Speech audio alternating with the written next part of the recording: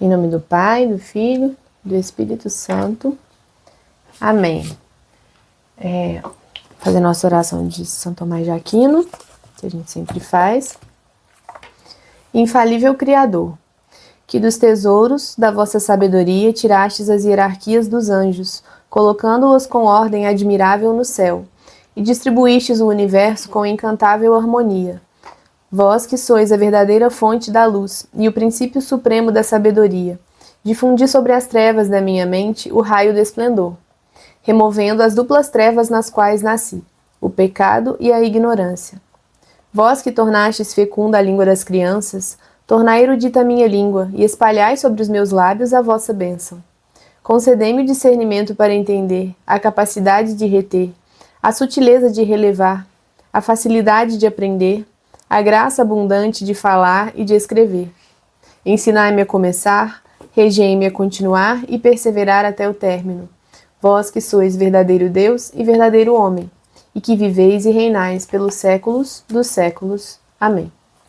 Em nome do Pai, do Filho e do Espírito Santo. Amém. Então, gente, vamos começar a nossa aula de hoje, né? Que é a nossa aula de número 23 do nosso curso de catequese. Como eu disse para vocês, a aula de hoje é sobre o matrimônio. E é uma aula bem legal. Eu acho que vai ser muito bom. É um assunto muito interessante e muito importante, enfim. Lembrando o que eu sempre faço, né?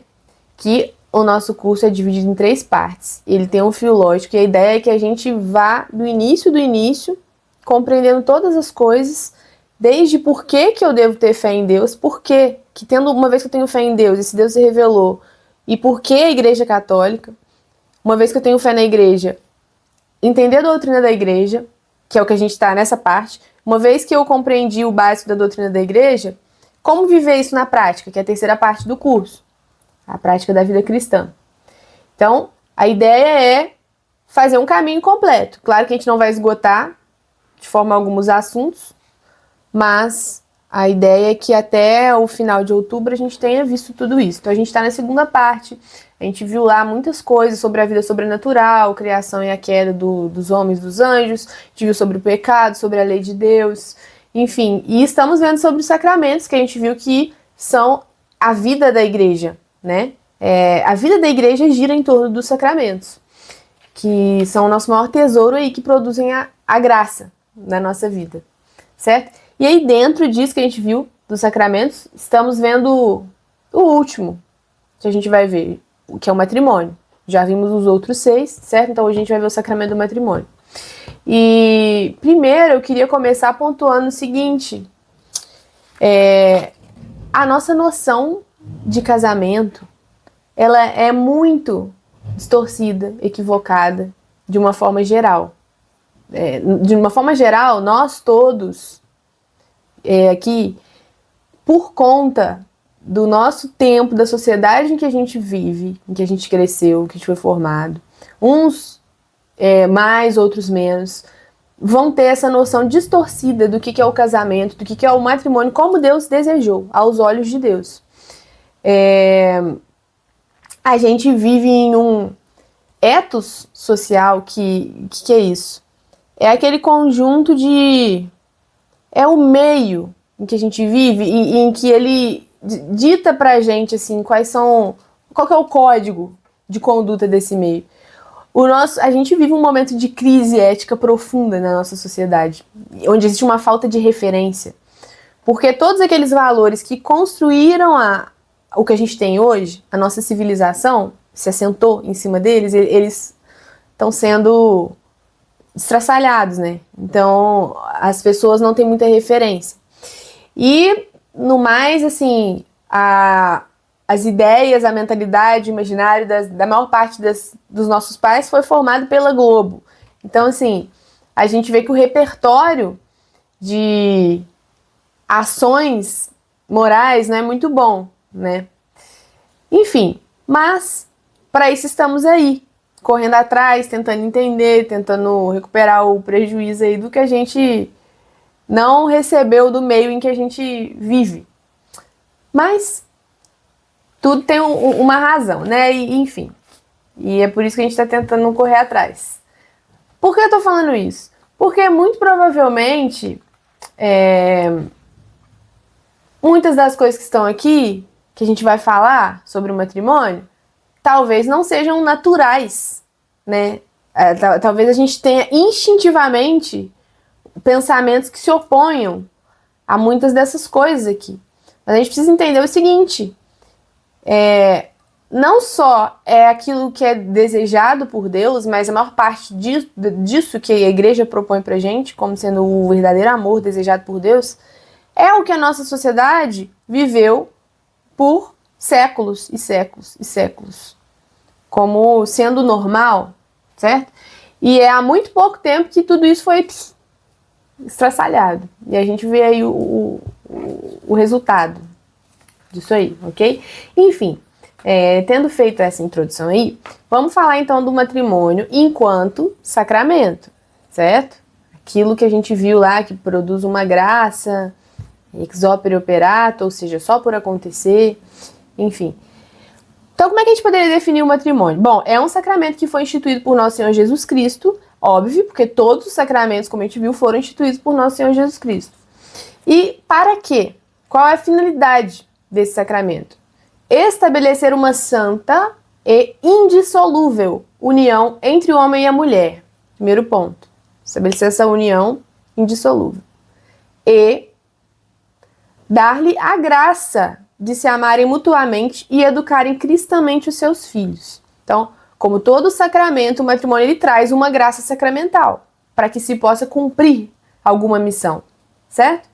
Então, ele é o contrato que é estabelecido entre um homem e uma mulher, pelo qual se dão direito mútuo, perpétuo e exclusivo sobre seus corpos, que gera um vínculo indissolúvel, ou seja, uma união permanente, perpétua e exclusiva entre eles, para gerar e educar os filhos, certo? Então, essa é a colocação inicial aí do sacramento, do matrimônio. Agora, vamos citar, né, algumas coisas a respeito dele aí. Na Sagrada Escritura, lá em Gênesis 2, a gente tem: o homem deixará pai e mãe e se unirá à sua mulher e serão uma só carne. E antes disso, Deus disse também: sede fecundos, multiplicai-vos, enchei a terra e submetei-a. Ok? Então, por que eu tô citando essas passagens antigas lá? Mas não foi Jesus que instituiu o sacramento, todos os sacramentos? Porque eu tô falando aqui que Deus falou lá na criação do mundo. Porque antes de Jesus Cristo elevar o matrimônio à dignidade de sacramento, já existia o casamento natural, por uma circunstância natural criada por Deus, certo? Então, isso já existia, essa união exclusiva entre o homem e a mulher, e que era cheia dos seus defeitos, das suas imperfeições, das suas mazelas, por causa, como diz nosso Senhor Jesus Cristo, da dureza do coração do homem. Como a nova lei, ela veio aperfeiçoar a lei antiga, levar a lei antiga à perfeição, ou seja, como a nova lei é a lei do amor, certo? Uma das grandes coisas que Jesus Cristo fez na nova lei é pegar esse vínculo, que era um vínculo natural, e elevar esse vínculo à dignidade de sacramento. E isso é uma coisa muito importante, ou seja, Cristo confirmou aquilo que Deus determinou desde o princípio, certo? E determinou que o casamento seria indissolúvel, ok? Então, a partir disso daí, a gente pode ver aqui algumas das características essenciais do matrimônio, das propriedades essenciais. Lembram que a gente falou lá um pouquinho de substância, essência, acidente? Não sei se vocês lembram que a gente falou que a essência de uma coisa é aquilo que faz com que aquela coisa seja ela mesma e não outra, certo? Isso é a essência. Da essência de cada coisa decorrem propriedades. Então, existem algumas propriedades que decorrem da própria essência do matrimônio, do que ele é. Essas duas propriedades essenciais são a unidade e a indissolubilidade. Então, vamos entender isso daí. Por que é unidade? Porque o casamento, ele existe entre uma pessoa e uma única outra, certo? Não existe um casamento aqui de uma mesma pessoa com mais de uma pessoa, certo? Então, essa característica da unidade, que ele acontece por uma só vez. Se a pessoa... assim, ele não acontece ao mesmo tempo com mais de uma pessoa. E também ele é indissolúvel, ele não pode acontecer sucessivamente. Eu casei, descasei, casei, descasei. Ok? Então, a não ser que a morte quebre esse vínculo, ele acontece a um só momento entre duas pessoas e não pode ser rompido, esse vínculo, certo? E então, essa característica da unidade, que é a monogamia, enfim, e essa característica da indissolubilidade, que quer dizer o que pra gente? Que esse vínculo gerado pelo sacramento do matrimônio, ele só se rompe com a morte de um dos cônjuges, certo? Então, isso é uma coisa que precisa ficar muito clara. Se um casamento, certo? Um matrimônio, ele ocorreu com as condições essenciais para que ele fosse válido, para que ele tenha ocorrido de fato, esse vínculo estabelecido por Deus entre essas duas pessoas só se rompe com a morte de um deles, ok? Ou seja, o divórcio, ele é contrário à lei de Deus. Então, estamos falando da doutrina da Igreja Católica. Não existe divórcio, certo? Algumas pessoas poderiam falar, mas eu sei uma situação de uma pessoa que casou na igreja e depois foi lá, anulou o casamento e casou de novo. Isso não existe, vamos entender o que é isso. Ela não anulou o casamento. O casamento dela foi declarado nulo. Ou seja, a partir de uma investigação feita pela igreja, foi constatado que no momento daquele sacramento acontecer, aquelas condições que a gente já viu que todo sacramento tem, essenciais, a matéria, a forma, o ministro, houve alguma deficiência naquilo ali, nas condições essenciais para que ele ocorresse, e ele não ocorreu. Ou seja, ele nunca aconteceu. Então a igreja simplesmente declarou que aquele matrimônio, aquele sacramento não aconteceu. Certo? A igreja, ela não anula um casamento. Ela declara que ele foi nulo no momento em que ele aconteceu. Esses são os casos que talvez algumas pessoas possam ter contato. Eu mesmo conheço situações, mais de uma situação próxima em que isso aconteceu. Ainda mais hoje que o que acontece? As pessoas têm uma catequese muito deficiente. Muitas pessoas querem casar na igreja para tirar foto. Então, a pessoa nem católica fala umas mentiras lá e casa. Então, muitos casamentos podem ser nulos. Aí tem as circunstâncias aí que podem fazer com que o casamento seja nulo. Enfim.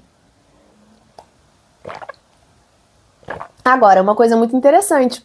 Lembra que a gente falou dos sacramentos que imprimem caráter na alma? Ou seja, que eles geram uma marca que jamais sairá daquela alma por toda a eternidade. Que sacramentos são esses? O matrimônio, que ele imprime um caráter de quê? De membro do corpo de Cristo, filho de Deus. Essa marca que é feita na alma da pessoa nunca mais vai sair. Portanto, esse sacramento só pode ser recebido uma única vez. Qual outro sacramento que imprime caráter? A crisma, a confirmação, o sacramento da crisma, que nos configura como soldados de Cristo. Então, eu recebo também uma marca na minha alma, um caráter na minha alma que ele nunca vai sair. E qual que é o outro sacramento que imprime caráter? O sacramento da ordem. Então, uma vez sacerdote para sempre, no céu, no inferno, ser sacerdote. Você batizado, você crismado. Ok? Agora, o sacramento do matrimônio não imprime caráter. Certo? Isso é uma coisa muito importante de se entender. Por quê? O matrimônio, ele é uma realidade deste mundo que passa. Certo? Ele é uma realidade da figura deste mundo. E este mundo passa. Ele não é eterno. Então, o matrimônio termina com a morte. No céu, no paraíso, na vida eterna, não existe matrimônio. Ai, mas eu amo tanto meu esposo e no céu ele não vai ser meu esposo. Não, gente, no céu não tem matrimônio, mas isso não significa que as pessoas às quais você esteve ligado de maneira muito profunda e especial, com amor muito profundo aqui nessa terra, sejam seus familiares, sejam pessoas muito queridas, é claro que você terá uma ligação muito profunda com essas pessoas também na eternidade.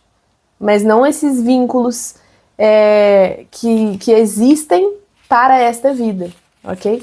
Tanto é que o matrimônio se rompe com a morte que uma pessoa viúva pode se casar novamente, contrair um novo matrimônio.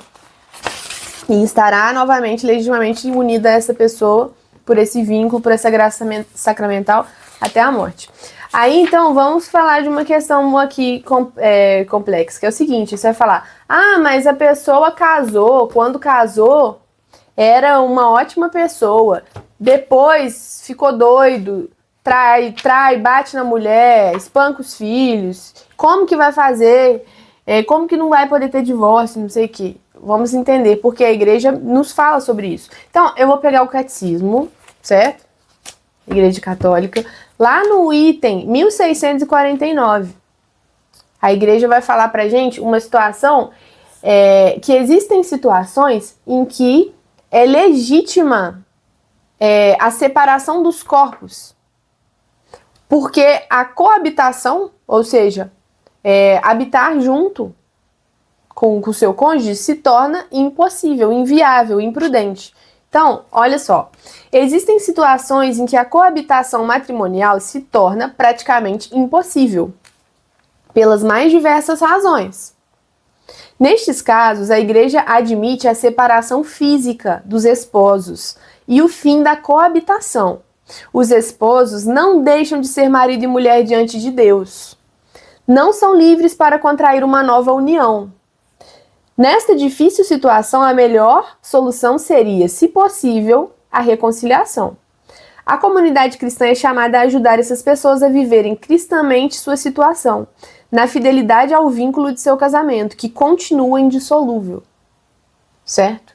Então, isso mostra pra gente o quê? Existem situações, as mais diversas circunstâncias, em que as pessoas não podem coabitar, como os exemplos que eu dei aí, de violência, enfim. Isso não significa que o sacramento deixou de existir, certo? Significa que naquela circunstância triste que a pessoa está vivendo, naquela circunstância triste, ela é chamada a carregar a sua cruz, se unir aos sofrimentos de Jesus e viver da melhor forma possível, ok? Tendo em vista que a finalidade da nossa existência não é simplesmente essa vida aqui, é a vida eterna. Tendo em vista que existem inúmeras razões pelas quais uma pessoa viveria sozinha, sem um cônjuge. Então, assim, a finalidade da vida não é se casar com alguém, certo? Então, a pessoa deu tudo errado, não sei o que, e separou, ela não vai poder mais casar? Se o matrimônio foi válido, não, mas a vida acabou por causa disso, não. Essa é aquela circunstância daquela pessoa. Vou dar um exemplo. Sacerdotes não se casam. Eles se doam ao reino de Cristo de uma outra forma. Os religiosos, as freiras, enfim.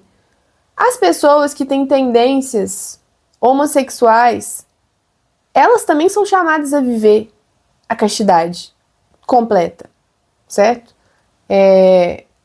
A não se casar. Se essa tendência é exclusivamente homossexual. É um outro exemplo de uma cruz que está ali, né, na frente, que se apresentou na minha circunstância e que eu vou carregar. Então eu vou falar de novo uma frase que eu já falei aqui com vocês, que é muito, muito importante, é uma luz de maturidade na nossa vida. Que é aquela frase do Ortega y Gasset: eu sou eu e as minhas circunstâncias. Se eu não salvo a elas, eu não me salvo a mim. Então, eu não vou... A vida não tem manual. Eu não tenho a menor condição de prever os caminhos aí que a minha vida vai me levar. Muitas vezes, e na maior parte das vezes, eu planejo uma série de coisas. E as coisas acontecem de um jeito totalmente diferente. Muitas vezes acontecem coisas muito, muito tristes, situações muito tristes. Situações de traição, de abandono, enfim. Essa é a minha circunstância. Eu vou vivê-la da melhor forma possível, certo? E, enfim, eu vou em cada dia pegar aquilo ali que a providência apresentou na minha frente e viver com amor. É isso que eu posso fazer, é isso que eu sou chamada a fazer. Então eu não tenho controle, eu preciso saber disso, não tenho controle sobre os acontecimentos, muito menos sobre a outra pessoa. Então, viver é arriscado. Casar é arriscado, não casar é arriscado, ser padre, tudo é arriscado. Por quê? Porque a vida é instável, não existe segurança nessa vida. Essa vida é totalmente passageira, totalmente instável, cheia de sofrimento, e essa é a característica mais essencial dessa vida aqui. Então eu preciso ter a maturidade de saber disso, certo? Continuar lendo mais um pedacinho aqui, ó. São numerosos hoje em todos os países os católicos que recorrem ao divórcio, segundo as leis civis, e que contraem civilmente uma nova união. A Igreja, por fidelidade à palavra de Jesus Cristo, todo aquele que repudiar a sua mulher e desposar outra comete adultério com a primeira, e se esta repudiar seu marido e desposar outro, comete adultério. Então a Igreja, em fidelidade à palavra de Jesus Cristo, mantém-se firme e não reconhecer válida uma nova união se o primeiro casamento foi válido. Se os divorciados tornam a casar-se no civil, ficam numa situação que contraria objetivamente a lei de Deus. Portanto, não podem ter acesso à comunhão eucarística, evidentemente, enquanto perdurar essa situação. Pela mesma razão, não podem exercer certas responsabilidades eclesiais.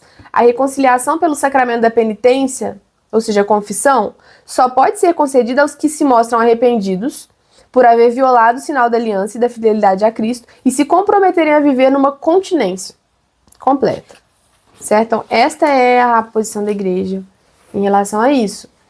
Agora, isso pode causar muita estranheza na gente.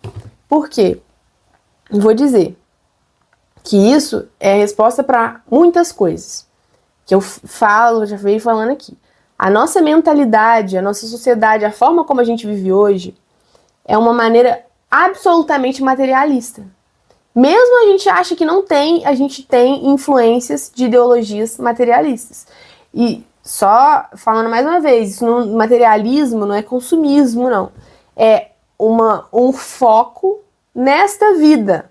Tipo assim, é uma vida onde simplesmente não são consideradas as realidades transcendentes. Ou seja, eu tô olhando só para essa vida temporal que passa, como se ela fosse a única, como se ela fosse a finalidade. Logo, eu olho só para... As minhas preocupações se tornam preocupações temporais. Preocupações financeiras. Eu preciso de segurança material, preciso de uma boa profissão, de uma carreira, preciso de saúde. Então, a gente ficou obsessivo com essas realidades totalmente passageiras, totalmente instáveis. Então, se a minha mentalidade é voltada só para isso, certo? Às vezes, os meus filhos, qual é a minha preocupação com meus filhos? Que eles vão ter uma boa carreira, que eles vão ter um emprego, uma estabilidade, que eles vão ter saúde e tudo. Tudo bem, essas são preocupações válidas, importantes, né? São preocupações acidentais. A mais importante é o quê? Como é que tá a alma dessa pessoa, certo? Porque a finalidade dessa vida é o quê? É essa vida aqui que passa rapidamente? Ou é a vida eterna que não passa? Então, a questão é um desvio do nosso olhar, mudança da nossa mentalidade. Se eu olho só para essa vida aqui, isso tudo aqui vai parecer, nossa, que dureza e tudo. Por quê? Porque nós somos fracos. Nossa geração é fraca. A gente não tem espírito de sacrifício. A gente não quer viver para servir a Deus. A gente quer um Deus que nos sirva nas nossas vontades. É um Deus que está ali para me dar prosperidade material, para curar as minhas doenças, para resolver os meus problemas de relacionamento, para que eu possa viver bem nesta vida. Certo? Então, se esse é o meu olhar, nada vai fazer sentido para mim. A vida cristã não vai fazer nenhum sentido para mim, porque a vida cristã é uma vida voltada para a eternidade. Certo?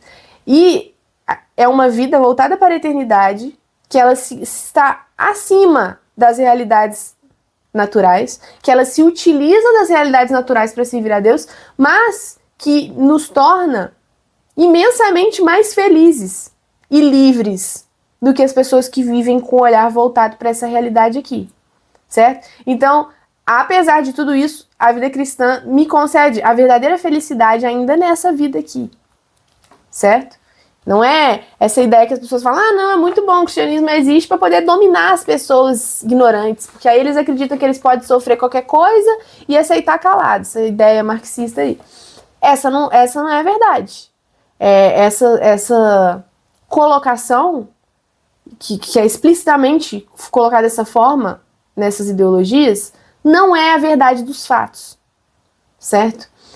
Históricos aí, de como viveram os santos, enfim. Não dá para entrar muito nesses detalhes aqui, mas a vida cristã, a proposta de Deus é uma vida de sacrifício e de felicidade verdadeira. Então, a gente precisa ter em mente aí, quando a gente está falando não só do matrimônio, mas das outras realidades cristãs, esse espírito de sacrifício que Cristo veio ensinar pra gente. Então, pra gente entender verdadeiramente o matrimônio enquanto uma vocação verdadeira para a santidade, porque todos os caminhos devem me levar para a minha vocação universal que está aqui, que é a santidade, é amar a Deus sobre todas as coisas. Essa aqui é a minha vocação. As outras coisas são meios. Os estados de vida são meios. E o matrimônio, o casamento é uma realidade natural também. Mas ele só é uma verdadeira vocação quando ele é vivido com um olhar para onde ele tem que me levar. Então, o matrimônio é um meio de servir a Deus, de me levar até lá, certo? Só quando ele é visto dessa forma, com esse espírito de sacrifício, de serviço a Deus e a minha família e a sociedade, que ele é um caminho de santidade. Então, sobre esse espírito de sacrifício, eu vou ler uma coisa muito legal aqui para vocês. Mas antes eu queria mostrar para vocês esse livro aqui e recomendar fortemente para as pessoas que são casadas, ou que pensam em se casar, ou que não pensam em se casar. Todas as pessoas deveriam ler isso daqui, porque compreender o sacramento do matrimônio é fundamental. Fundamental compreender essa vocação. Que é o livro 3 para Casar, do cardeal Fulton Sheen, que inclusive está em processo de... Ele já é venerável, se eu não me engano, está em processo de beatificação. É incrivelmente maravilhoso, assim, não tenho palavras para descrever o tanto que esse livro aqui é bom. Isso é do início ao fim, assim, é fundamental para quem quiser entender mesmo isso daí. Então eu vou ler aqui para vocês sobre o espírito de sacrifício. Cadê? Página 174. Deixa eu meter aqui. Olha só. Ele vai fazer uma analogia aqui, inclusive, com a relação do soldado com a pátria. Ó. A permanência do vínculo é necessária também ao sacrifício. Então, desde que uma nação de famílias aprende a renunciar ao meu para o nosso de sua prole, há força. A família, então, se torna uma escola de treinamento em autodisciplina. Esmaga o egoísmo em prol do grupo. Quando todos os membros aprendem a lição suprema de viver com os outros pelo bem dos outros. Então, olha só, a família, a vida de família, o matrimônio, é eu aprender a viver com os outros e pelo bem dos outros. Então, eu não vou me casar porque o outro me faz feliz. Ah, porque você vai casar com essa pessoa? Ah, porque ela me faz feliz. Muito bom, a Gisele está falando que pede todos os dias a conversão sincera e diária da minha família. Esse é o papel de uma pessoa que constitui uma família. Levar a sua família para o céu. Certo? E buscar a felicidade aqui e na outra vida dessas pessoas. Espírito de sacrifício, certo? Então, a pessoa não vai casar, eu vou casar por quê? Porque fulano me faz feliz. Porque eu estou apaixonado por fulano, não sei o quê. Não é isso. Isso é importante, sim. Mas isso é secundário. Você se casa com uma pessoa porque você quer, junto com aquela pessoa, ir pro céu, certo? Você quer levar aquela pessoa pro céu, você quer se santificar com aquela pessoa, porque você acha que aquela pessoa vai ser um companheiro seu nessa jornada de servir a Deus.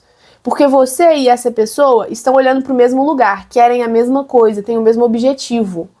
E sabem que o que vocês estão buscando construir e dar para Deus é muito maior e mais profundo do que o simples sentimento que passa com o tempo, aquele sentimento superficial da paixão, enfim, que deve existir, que é importante, mas que ele amadurece com o tempo.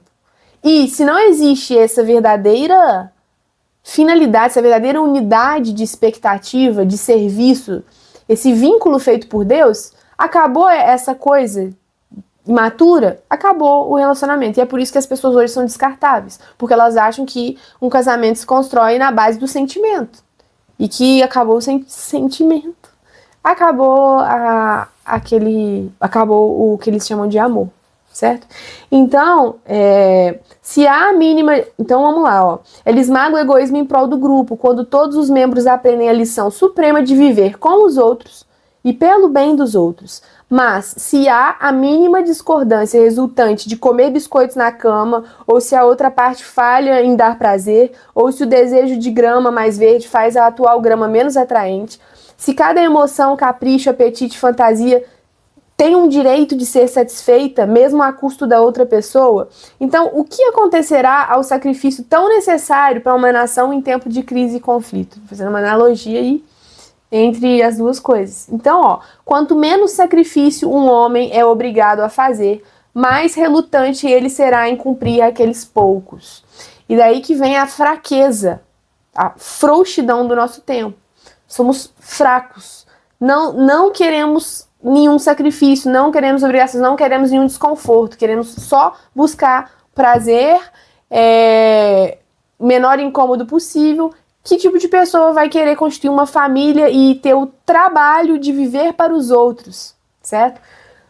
Mas, infelizmente, a gente vê as pessoas aí afundadas na infelicidade, porque não existe tirania maior do que você viver só para si mesmo, do que você viver escravo das suas vontadezinhas, certo? Escravo de satisfazer as suas vontadezinhas. Essa é a pior tirania que existe. Então as pessoas às vezes acham, não, casamento, tem um monte de piada. Escravidão, vou perder minha liberdade, não vou mais fazer o que eu quiser.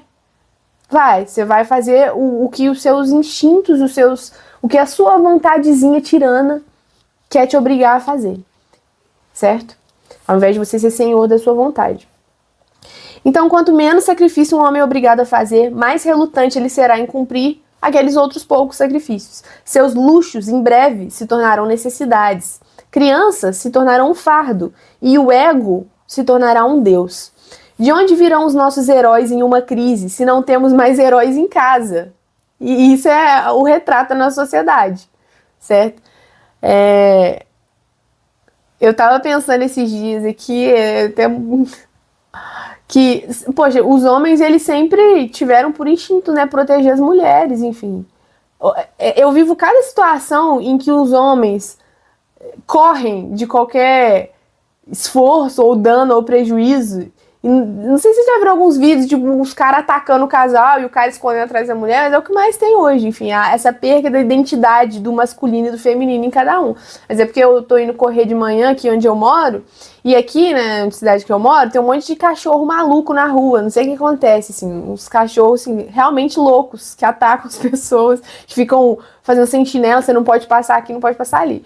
Aí eu correndo, aí pensando, não, mas tem uns caras correndo também. Aí eu pensei assim, o que vai adiantar? O cara vai sair correndo, vai me jogar na frente do cachorro.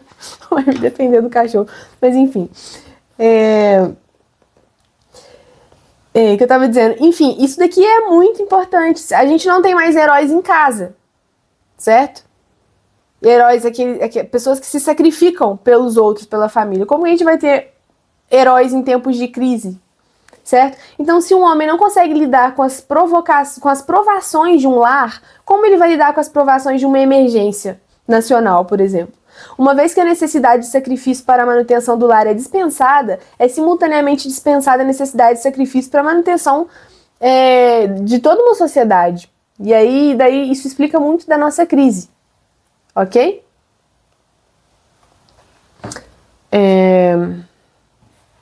Então, seguindo aí, a gente falou então do espírito de sacrifício, tão necessário para a gente viver para o outro e não simplesmente para nós mesmos. Vamos falar sobre problemas que às vezes acontecem no matrimônio, certo? Então eu vou ler novamente para a gente refletir sobre isso aí, um trecho desse mesmo livro, 3 para Casar, aqui na página 287. Olha só, para a gente poder refletir. No amor erótico ou egoísta, os fardos dos outros são considerados impedimentos à felicidade. Então aqui está falando de um amor que é puramente baseado no o outro me dá prazer, o outro me dá tranquilidade e felicidade. Quando o outro começa a me trazer problemas, ele já não é bom para mim. Então, mas no amor cristão, os fardos se tornam oportunidades para servir. É por isso que o símbolo do amor cristão não é um círculo limitado em si mesmo, mas a cruz, com seus braços abertos ao infinito para abraçar toda a humanidade que estiver ao alcance. Mas, apesar dos melhores esforços do amor, não há controle sobre o parceiro, que é o que eu estava falando, a gente não controla as circunstâncias, a gente lida com elas. Então, não há controle sobre o parceiro. E se o marido se tornar um alcoólatra, ou infiel, ou agredir a mulher e os filhos? E se a esposa torna-se irritante, ou infiel, ou negligenciar seus filhos? Não deveria haver uma separação? Sim, em certas circunstâncias pode haver uma separação, mas isso não dá ao ofendido o direito de contrair um novo casamento. Não separe o que Deus uniu. Outro problema é resolver as provações e tristezas, as desilusões e lágrimas, que às vezes afligem a vida conjugal. É normal, acontece. Certamente não se resolvem ao permitir que o marido ou a esposa tenha outros parceiros, pois se a sociedade não deixa o homem viver como ele quer, por que deveria deixá-lo amar como ele quiser? A solução também não está em afirmar que o outro é vital para a sua felicidade. Se o desejo precede o direito e a honra, então como impedir futuros estupros, o roubo ou o roubo de uma bicicleta? Como evitar qualquer paixão que tome como base a usurpação, que é a ética da barbárie? Suponhamos que a promessa do casamento, na alegria e na tristeza, acabe no pior. Suponhamos que aquela promessa que foi feita pelos dois naquele momento foi feita com o mínimo de sinceridade, mas ela acaba no pior. Suponhamos que o marido ou a esposa se torne um inválido ou desenvolva características antissociais.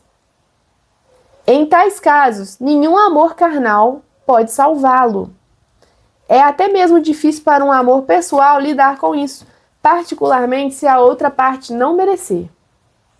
Mas, quando estes amores inferiores se rompem, o amor cristão entra em cena para sugerir que a outra pessoa deve ser considerada um presente de Deus.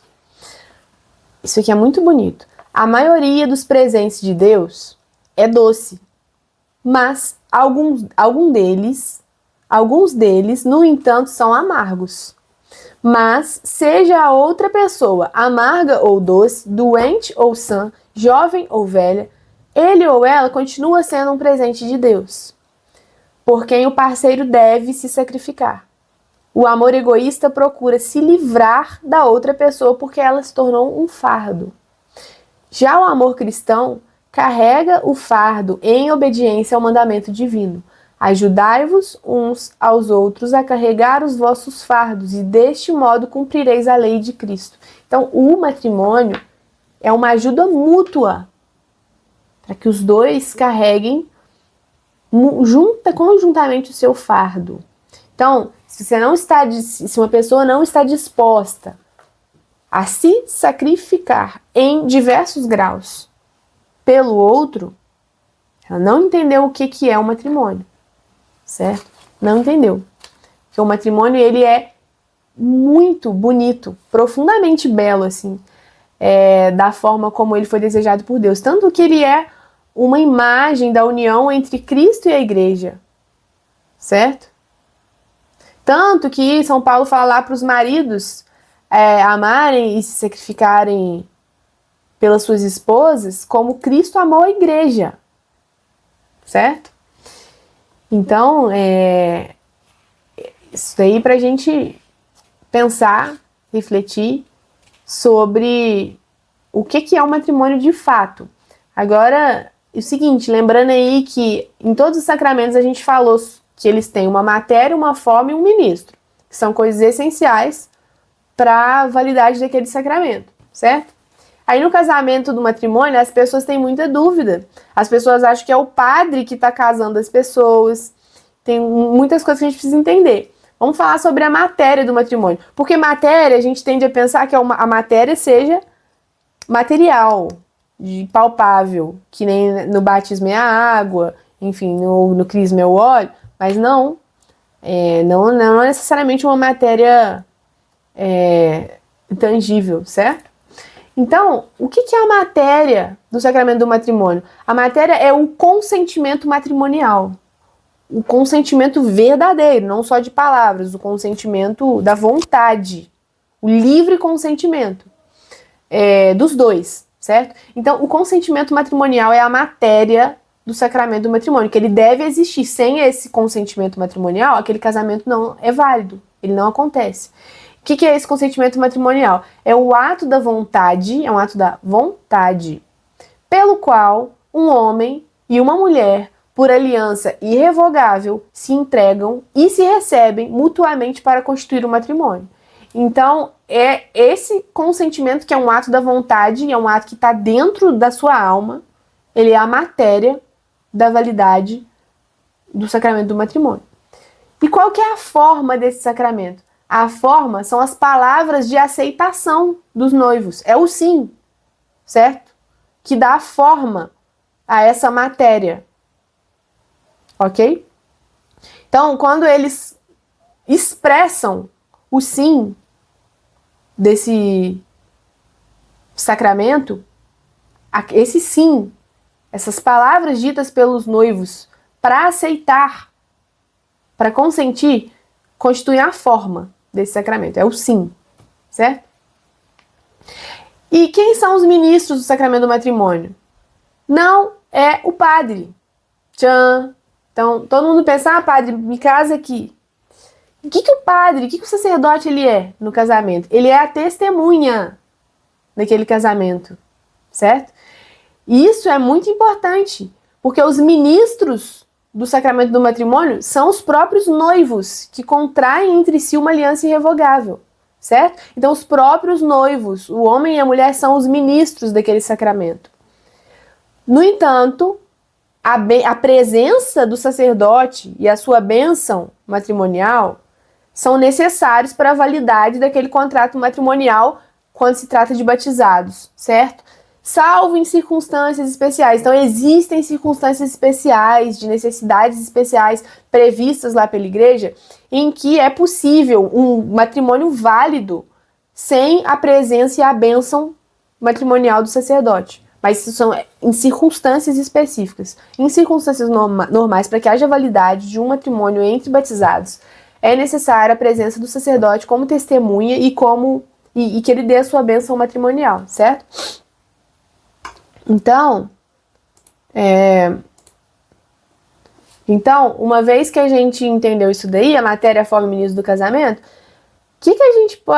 outra coisa importante aí, o casamento civil. O que é o casamento civil? O casamento civil, ele tem algum valor sacramental? Não tem nenhum valor sacramental. Ele é simplesmente um contrato mesmo, humano, entre duas pessoas. Inclusive é um contrato, tem gente que casa sem casar para receber pensão, enfim, tem histórias assim. É um contrato entre duas pessoas. Um casamento no civil, ele não tem valor de sacramento, ele tem nenhum valor sacramental. Ok? Beleza. Então, tendo entendido essas características aí do matrimônio, vamos falar da sua finalidade, certo? A finalidade, o matrimônio, ele é um sacramento de missão. Assim como o sacramento da ordem, tanto a ordem quanto o matrimônio são estados de vida que foram elevados à dignidade de sacramento. São os dois únicos estados de vida que nosso Senhor Jesus Cristo elevou à dignidade de sacramento, que tem a finalidade de cumprir uma missão especial. Ou seja, ele é um sacramento para a santificação do outro. Claro que ele me santifica também, mas a partir do meu serviço ao outro. Tanto o sacerdócio quanto o matrimônio, eles existem para servir, certo? Então, o seu matrimônio não é para você ser servido, é para você servir, ok? E ele tem um duplo fim. Um fim que é primário e um fim que é secundário. É muito importante a gente saber disso. Qual que é o fim primário do sacramento do matrimônio? É a geração e a educação dos filhos, certo? Esse é o fim primário do sacramento do matrimônio. Eu vou ler aqui, nesse livro aqui, do Padre Royo Marim, que é a Teologia da Perfeição Cristã. Tá lá no número, tem gente que gosta de anotar, tá lá no número 329. que eu vou falar sobre esse fim primário do sacramento do matrimônio, que é o seguinte, ó. São Tomás, ele apresenta da seguinte forma: o matrimônio foi instituído principalmente para o bem da prole, não só para a geração, uma vez que para isso pode também acontecer fora do matrimônio, todo mundo sabe disso, que um filho pode ser gerado fora do matrimônio. Mas a existência do matrimônio é para o bem da prole, porque além da geração, é necessário, olha só, além dela, para conduzir a prole a um estado perfeito, pois todas as coisas tendem a que seus efeitos alcancem a devida perfeição, ou seja, as coisas existem e em uma circunstância ordenada, cada coisa que existe deve buscar a sua perfeição. Todas as coisas devem buscar o seu estado perfeito, ou seja, atingir com plenitude o fim para o qual foi criado, certo? Então, uma pessoa é gerada e vem ao mundo e ela precisa ser levada a atingir com plenitude esse fim. E uma criança, ela é gerada e ela não se desenvolve nem materialmente, muito menos espiritualmente, sem o serviço de outras pessoas, que são os pais. Então, para um ser humano amado por Deus desde toda a eternidade, aquela alma desejada por Deus, criada por Deus no momento da concepção, para que ela tenha os meios adequados de se desenvolver e de se tornar um bom cristão, de amar a Deus, isso acontece de maneira adequada dentro de um matrimônio, certo? Então, podemos considerar duas perfeições na prole, ou seja, nos filhos. Duas perfeições. Primeiro, a saber, a perfeição da natureza, não só enquanto corpo, ou seja, a educação física do corpo, mas também com respeito à alma, no que se relaciona às coisas que pertencem à lei natural, ou seja, a educação moral. Então, num primeiro ponto, os filhos, a prole, eles precisam de condições para atingir a sua perfeição desejada por Deus no plano natural, tá? E no plano natural existem duas perfeições a serem alcançadas, aquela do corpo e aquela da mente, ou seja, aquela física e aquela da educação e da moral, certo? Então isso no plano natural. E existe também a perfeição da graça, que é a principal, que precisa ser alcançada pelos filhos, pela prole, que é a educação religiosa.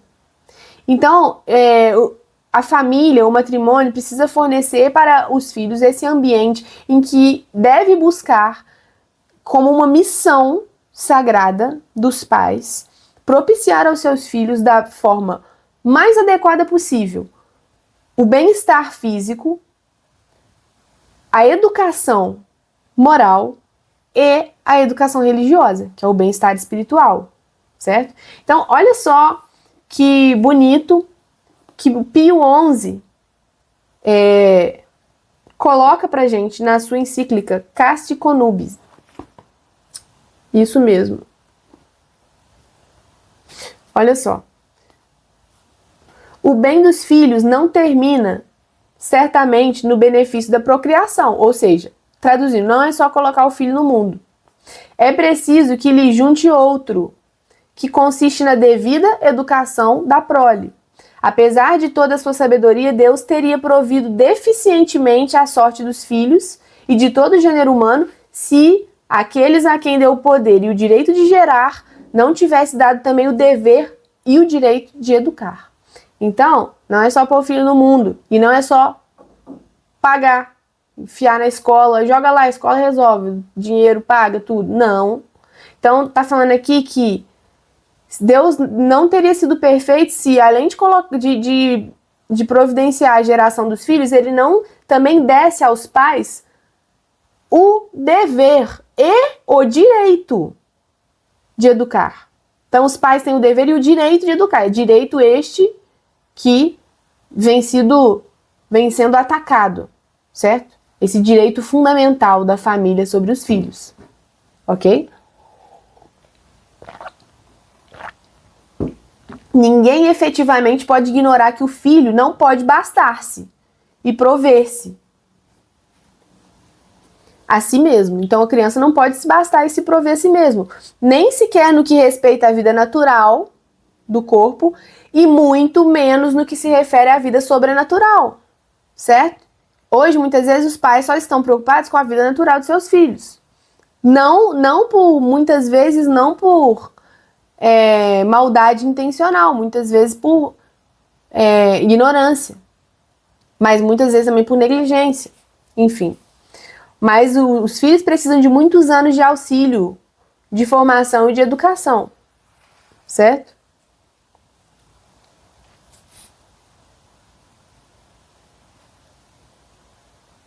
Ora, esta tão necessária educação dos filhos provê o melhor modo possível o matrimônio, no qual, estando os pais ligados entre si por vínculo indissolúvel, sempre se coadjuvam e se auxiliam mutuamente. Então, o matrimônio é um auxílio mútuo. E esse fim primário do matrimônio, a razão teológica desse fim primário é a geração e a educação dos filhos, que é evidente, por esse vínculo ser indissolúvel. Agora, existe um fim secundário do matrimônio, muito importante, porque a finalidade do matrimônio não é simplesmente gerar os filhos e educá-los, certo?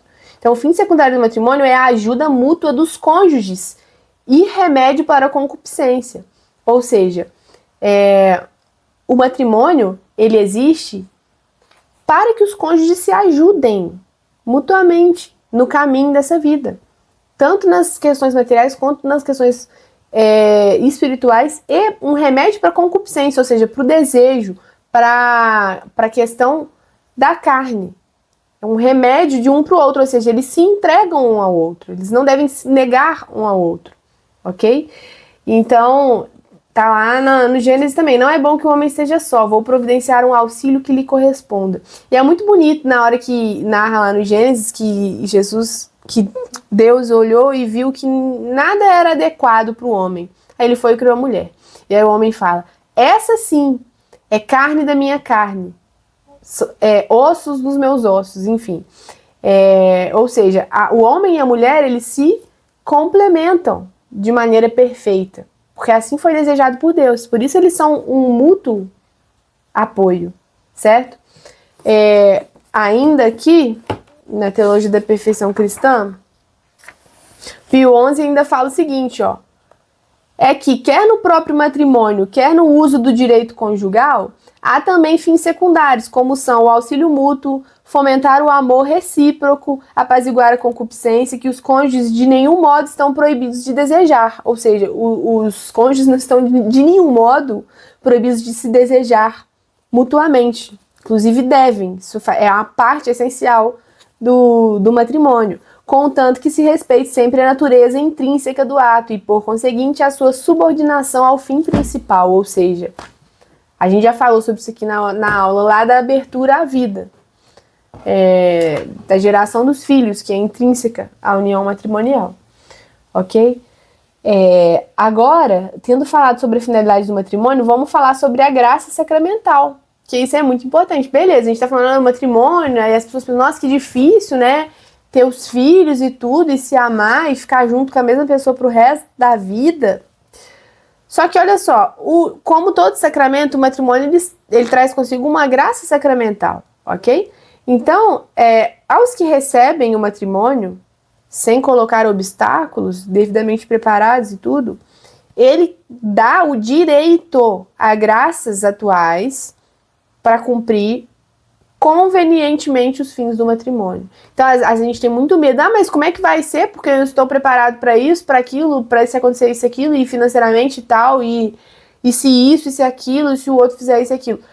O matrimônio, o sacramento do matrimônio, as duas pessoas estão olhando para o mesmo lugar, entendem o que é aquilo, têm a mesma finalidade, estão dispostos a se abandonar nas mãos de Deus, estão dispostos a servir a Deus e não ser servidos por Ele, certo? A entregar a sua vida para fazer a vontade de Deus.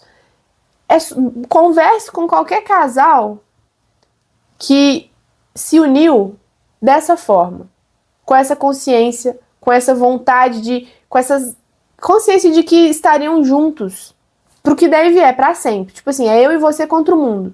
certo? E aceitando aquilo que Deus mandasse, as circunstâncias. Converse com um casal verdadeiramente católico que vive dessa forma, sobre os desafios que passa com os filhos, com a abertura à vida e tudo, e pergunta se eles não veem claramente a intervenção de Deus com suas graças nos momentos necessários. Porque o sacramento, ele dá a nós o direito de receber, no momento, na circunstância necessária, a graça. Se eu conservo em minhas devidas disposições para receber aquele sacramento. Então, não é assim, é muito difícil. Tem gente que fala, é muito fácil, fica inventando um monte de desculpa, por que o outro faz e eu não posso fazer. Mas esquece que você é chamado a se abandonar nas mãos de Deus, da providência. E Ele vai te conduzir. Certo?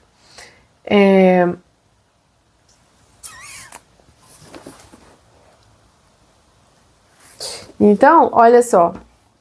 Esse sacramento, naqueles que não lhe opõem obstáculo positivo, não só aumenta o princípio da vida sobrenatural, isto é, a graça santificante, mas acrescenta-lhe ainda outros dons especiais. Olha como isso aqui é importante, gente. Lembra que a gente falou que o organismo sobrenatural, ele nasce com o batismo e a gente tem aquela graça habitual ali, o estado de graça. Mas que ele precisa ser alimentado pela minha vida espiritual, ele precisa crescer na santidade. O Pio XI fala aqui que se eu não oponho obstáculos a esse sacramento, eu aumento a minha vida sobrenatural, aumento a minha graça habitual, certo? Eu recebo dons especiais, graças especiais ao receber esse sacramento, porque a missão é difícil. E então o sacramento existe justamente para isso, ok? Então é o seguinte, gente, aí uma coisa muito importante que eu quero frisar, então, eu queria, ter falado na mesma aula de matrimônio sobre vocação, porque aí a gente consegue entender as coisas muito melhor. Só que eu sabia que não ia dar tempo, então eu falei do matrimônio, mas eu quero falar para vocês, provavelmente na próxima aula, sobre a vocação em geral. Porque quando a gente encaixa, a gente pega esse estado de vida matrimonial e coloca ele aqui num lugarzinho debaixo aqui da minha vocação universal, principal ali, que é a santidade. Coloca ele aqui como um dos caminhos e apresenta os outros caminhos. E a gente vê que todos os caminhos devem ser caminhos de sacrifício e alegria ao mesmo tempo. A gente entende que não estamos falando do casamento simplesmente humano que a gente vê todas as pessoas terem. Estamos falando de um chamado à santidade, muito bonito, de uma aventura em que duas pessoas vivem juntas, certo? Uma aventura de entrega para o resto da vida, de olhos fechados nas mãos de Deus, certo? De ser guiado para a providência. E algo que pode ser muito bonito e nos levar verdadeiramente à santidade, ok? Eu recomendei esse livro 3 para casar. Enfim, eu sei que a maior parte das pessoas deve conhecer Santa Teresinha do Menino Jesus, que é a santinha mais famosa de todas, enfim, que persegue muitas pessoas aí, muitas graças que ela nos concede, muitas conversões, enfim. Eu não sei se Santa Teresinha viveu na passagem do século 19 para o 20, ou seja, ela viveu há pouco mais de 100 anos. Então, ela é a santa dos tempos modernos. Declarada como a maior santa dos tempos modernos, se eu não me engano, por São Pio X. E Santa Teresinha, ela foi uma religiosa carmelita, morreu com 24 anos de tuberculose. E por que eu tô falando dela? Porque porque a Santa Teresinha, ela nasceu numa família santa. As outras 4 irmãs dela foram religiosas também. Os pais de Santa Teresinha foram o primeiro casal a ser canonizado junto, no mesmo dia. Porque foi justamente o matrimônio deles que os levou à santidade. Os dois quiseram ser religiosos, não puderam, se casaram para dar filhos para o céu. E os pais de Santa Teresinha são São Luís e Santa Zélia. E a história deles é maravilhosa e assim, é uma fonte de inspiração para as famílias. Então, todas as pessoas que se casam, que têm famílias, deveriam conhecer a história de São Luís Santa Zélia.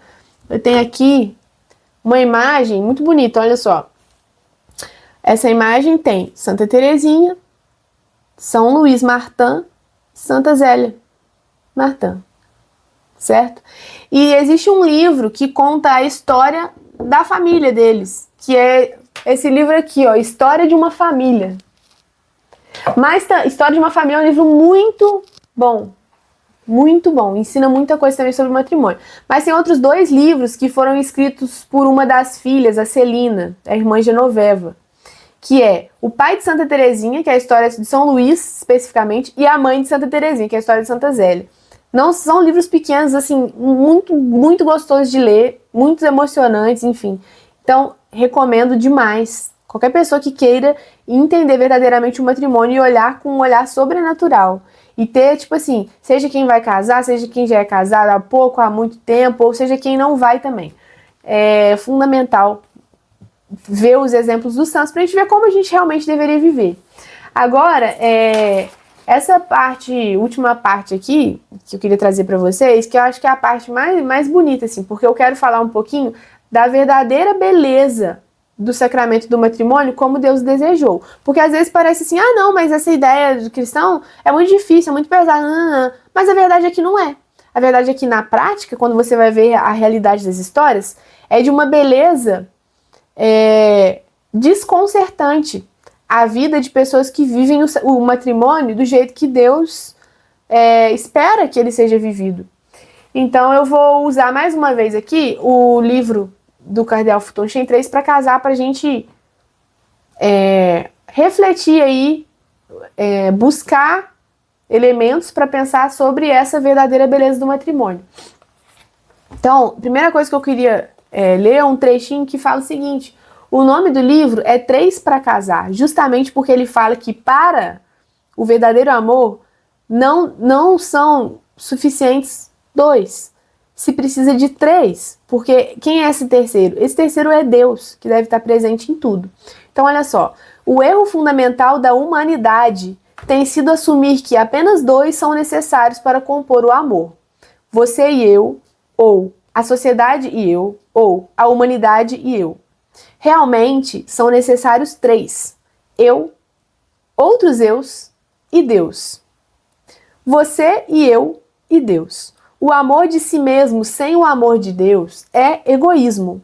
E o amor ao próximo sem o amor de Deus abraça somente aqueles que são agradáveis a nós. Não se pode amarrar 2 gravetos sem algo exterior aos gravetos, como um elástico. E esse algo exterior é justamente Deus, certo? Agora, ainda nessa linha aí, eu quero falar uma coisa que é muito importante e fundamental para o matrimônio, que é a respeito das diferenças fundamentais do caráter do homem e da mulher. Porque homem e mulher foram criados por Deus, homem e mulher, e eles têm, isso é evidente, sempre foi evidente, a natureza mostra isso pra gente, está diante dos nossos olhos, mas muitas vezes a gente tenta negar, que homens e mulheres são diferentes e complementares e têm suas características muito específicas, que não são superiores ou inferiores, são diferentes, certo? Então, não é uma construção social.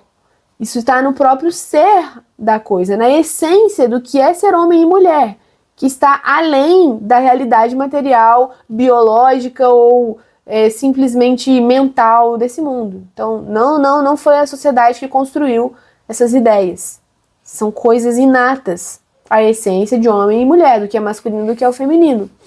Então, olha só, o que eu vou ler aqui é o seguinte: as diferenças no caráter do homem e da mulher têm suas raízes na criação.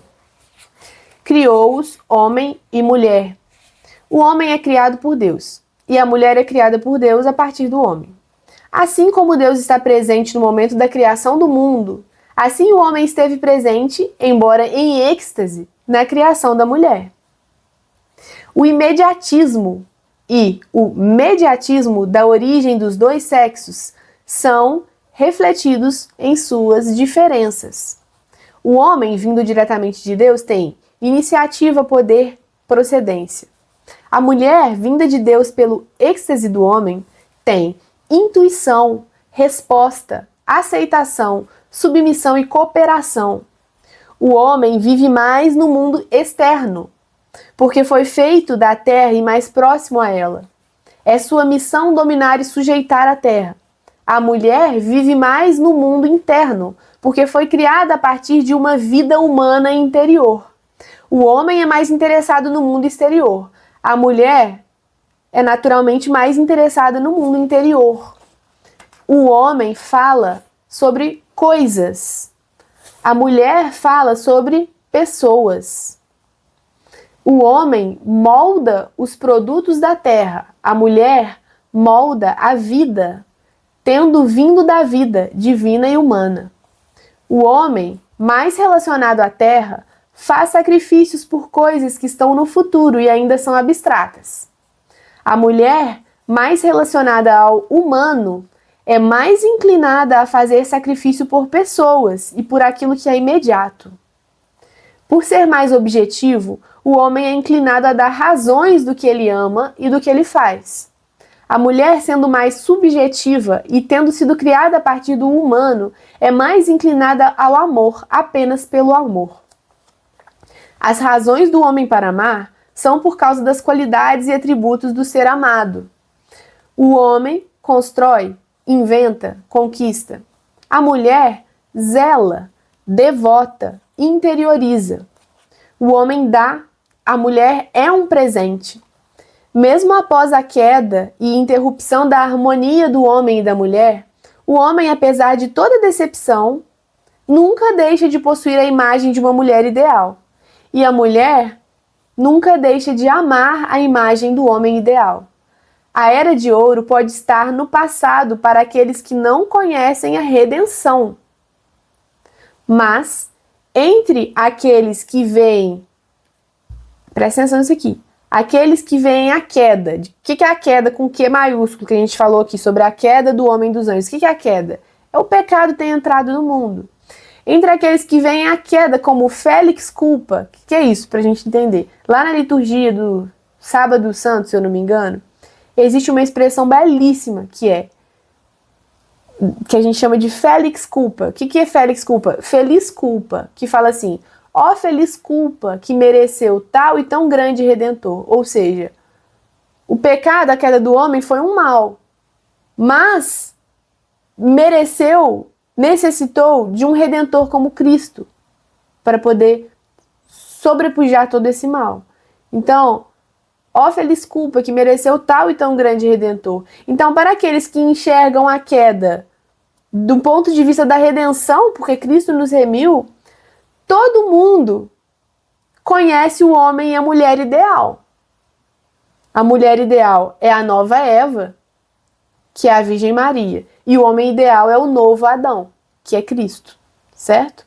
Que são os nossos modelos aí, de homem e mulher ideais. Então, Deus cria a mulher para o homem, para ser sua companheira.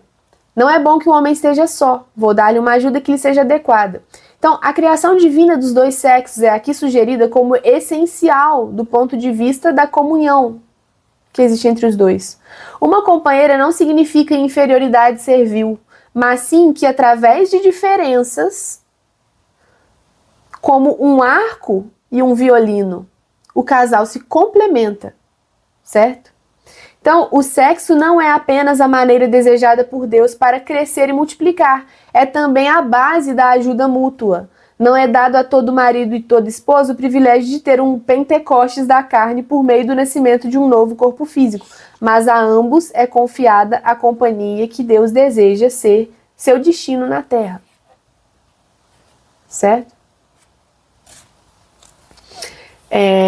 Então, gente, eu queria falar isso daí sobre essas diferenças entre homem e mulher, que são fundamentais, não devem ser negadas. Agora, existem características que são naturalmente mais marcantes no homem e mais marcantes na mulher. Isso não significa que o homem e a mulher não possam ou não devam fazer coisas que são mais propriamente do outro. Não, não significa. Significa sim que é evidente que um tem a habilidade natural mais propensa para algo e o outro para outro algo. E eles devem se complementar dentro das suas circunstâncias, dentro das suas habilidades, certo?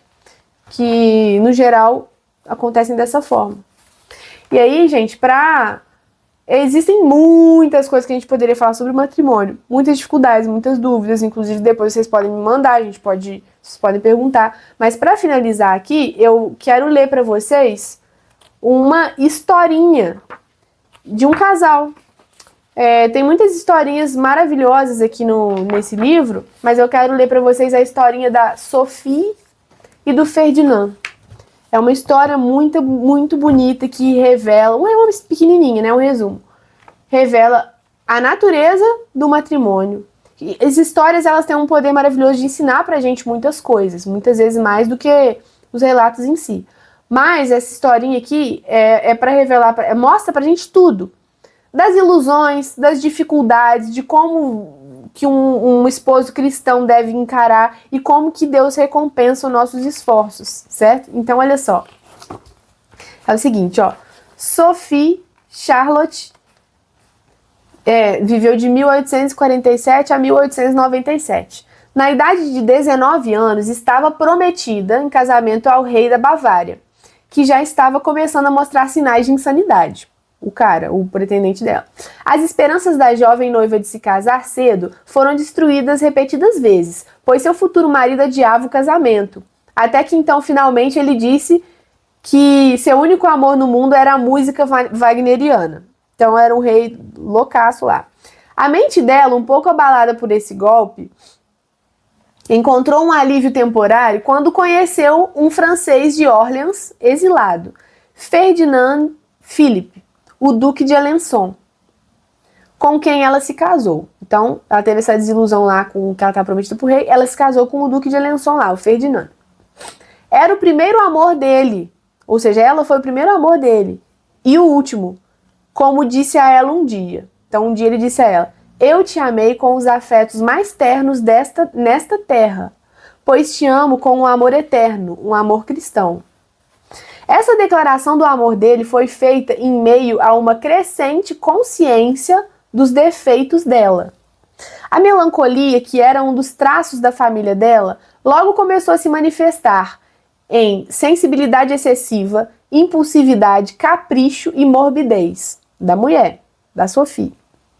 O jovem esposo, com uma intuição profética das necessidades dela, começou uma briga passional para tirar sua esposa das garras da instabilidade mental e suas repetidas recaídas em psicoses e neuroses perturbantes. Então ele lutou para ajudar ela a sair disso.